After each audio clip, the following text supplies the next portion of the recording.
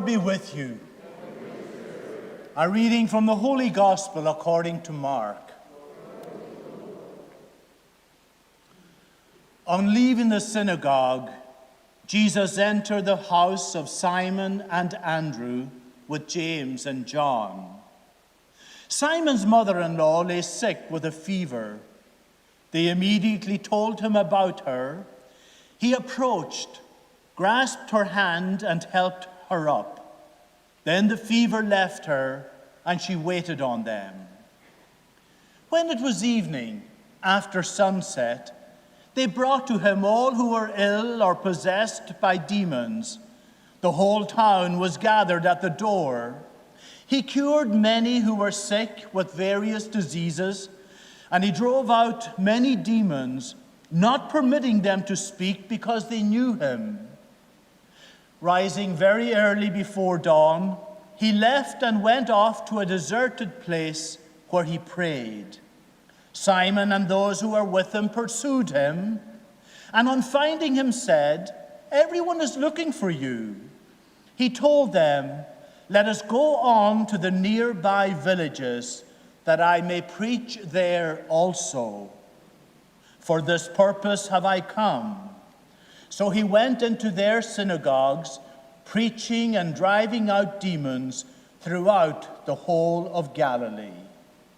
My friends, the gospel of the Lord.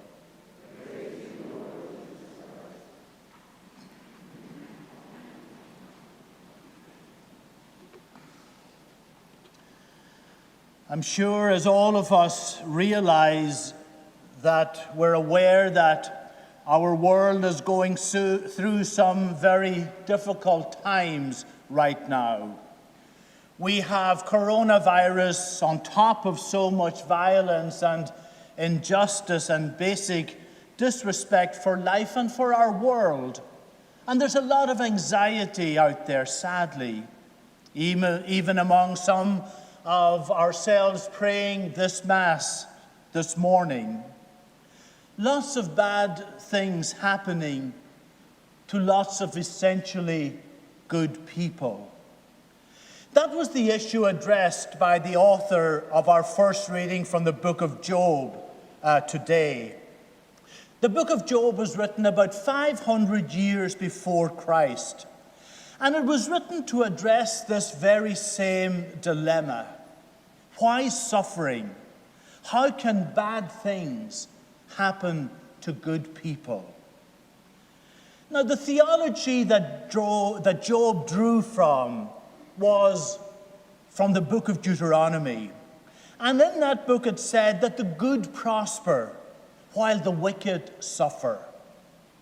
In Job's world, the common explanation was that suffering was punishment for sin. But Job was a very good man, and yet he suffered greatly. Today's reading that we just heard is a brief extract from Job's anguished response. It's hardly surprising that his suffering causes Job to take a gloomy view of life. He sees life as fleeting and filled with drudgery and anxiety.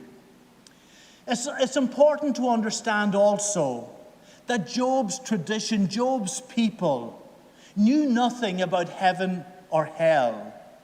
That meant that since they didn't believe in life hereafter, God had to award the good and punish the bad.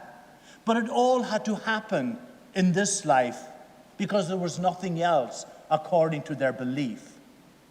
Thankfully, our Christian perspective adds a new dimension. We have come to believe in the reality of an afterlife. We have been given belief in existence beyond our current world. Jesus Christ himself made this clear in his teaching. He spoke about returning to the Father following his death and ultimately creating a path to that place of peace and reward for his followers and for all good people.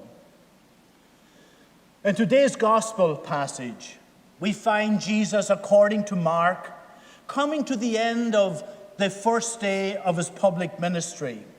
It was an extremely demanding day. It took place in Capernaum. He taught in the synagogue in the morning.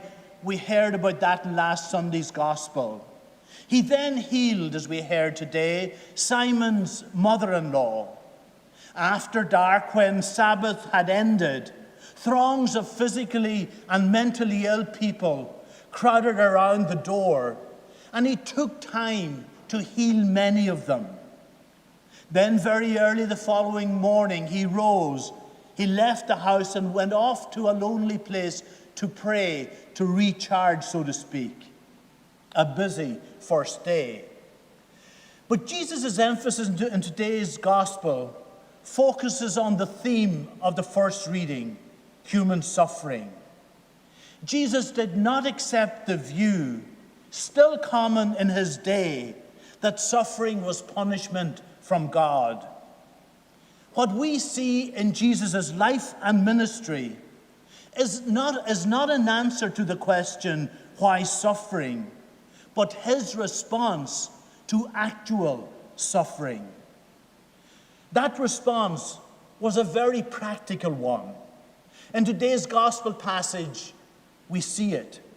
He gave himself over to the sick, and he healed them, one after the other. In doing so, Jesus was showing the compassion of God in the face of human suffering. Dietrich Bonhoeffer, who was martyred for his faith in Germany in 1945, was fond of referring to Jesus as a man for others. In all he did, in all he said, Bonhoeffer wrote, Jesus had the well-being of others uppermost in his mind and heart. St. Paul, from whom we heard today's second reading, strove to live his life in a similar manner so that he might, as he put it today, bring at least some to Christ and to belief in Jesus. Jesus cured some, but not all. Jesus was far more interested in healing as distinct from curing. Ram Dass, an American spiritual teacher in the Hindu tradition, who suffered a debilitating stroke in 1997, makes a distinction between curing on the one hand and healing on the other. Listen to what he wrote.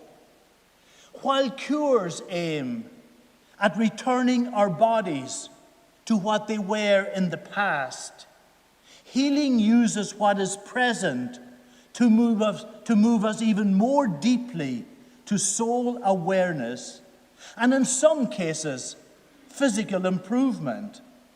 Although I have not been cured of the effects of my stroke, I have certainly undergone profound healings of mind and spirit. Therefore, he concludes, healing can happen without cure. A case in point that I thought about as I was preparing. While working as a hospital chaplain many years ago, I met many wonderful people. Some of them I had the privilege of accompanying to the gates of heaven. Others overcame their sickness and returned to their families. One particular man by the name of Paul sticks in my mind. Paul was diagnosed with terminal cancer. After an initial period of distress, he told me that something amazing happened. As he processed his situation and his life, he made the decision to stop doing everything that wasn't essential. The things in his life that didn't really matter. And he said that his terminally ill life became vital and peaceful. But then the doctors changed their minds. He was not terminally ill. He had a rare but curable disease, a disease that often mimics the cancer with which he was initially diagnosed. And I've never forgotten his words following this discovery. He said, "When we received the news, we were elated. But then I became anxious because I was afraid that my life would go back to the way it used to be." I'm not certain if that happened in Paul's life. Jesus was more interested in healing the soul than in curing the body, ridding people of the ailments that can kill the soul, things like hatred and greed and evil intention, excusing wrong when it doesn't fit my worldview.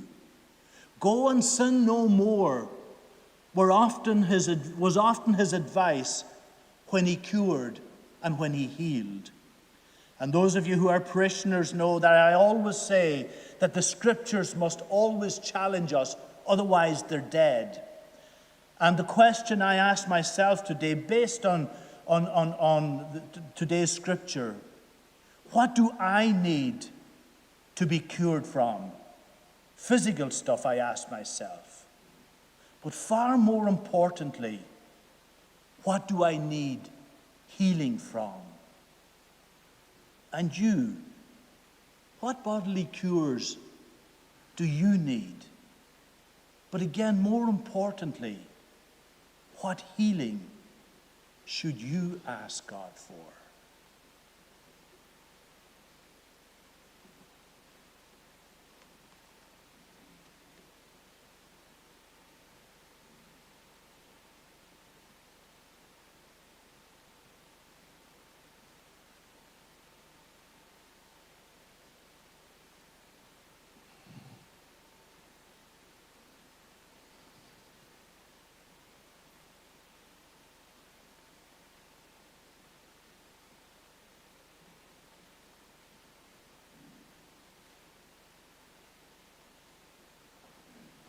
And now we stand to profess our faith.